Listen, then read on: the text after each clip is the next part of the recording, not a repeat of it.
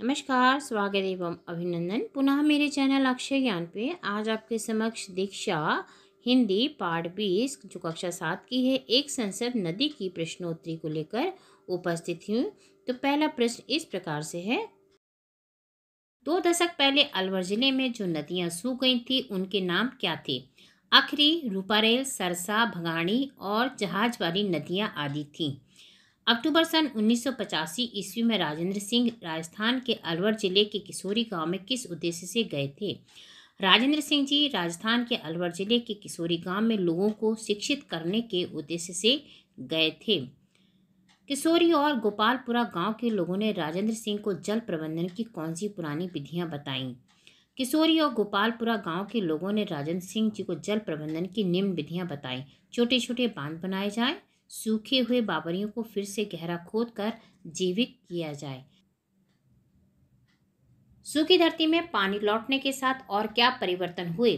सूखी धरती पर पानी लौटने पर भू जल स्तर उठने से कुएं जी उठे थे। डार्क जोन में व्हाइट जोन में तब्दील हो गए, हरियाली वापस आ गई, धरती की उर्वरा शक्ति भी लौट आई, फसल चक्र भी बदल गया। वतन छोड़कर रोजी रोटी की तलाश में पलायन कर गए गांव के लोग वापस आने लगे, वह अपने खेतों में भरपूर फसल पैदा करने लगे।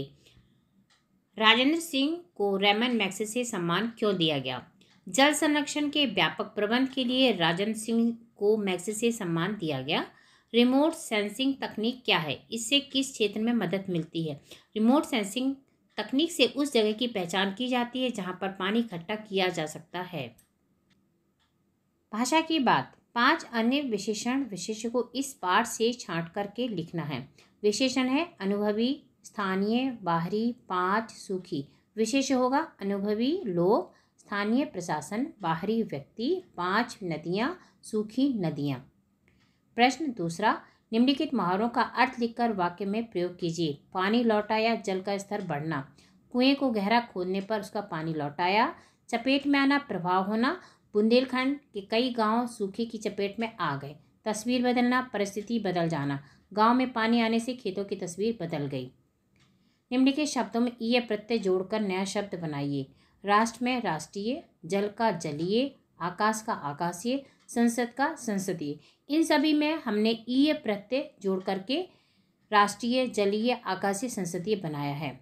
निम्नलिखित शब्दों में उपसर्ग और मूल शब्द अलग अलग छांटिए। जो शब्द दिए गए उनमें से जैसे प्रहार में हार, प्रा उपसर्ग है। प्रवर में वार, प्रा उपसर्ग है। प्रशिक्षण में शिक्षण मूल शब्द है, प्रा उपसर्ग है। प्रशासन में शासन, प्रा उपसर्ग है। प्रगति में गति मूल शब्द है, प्रा उपसर्ग है। प्रबोध में बोध मूल शब्द है, प्रा उपसर्ग है।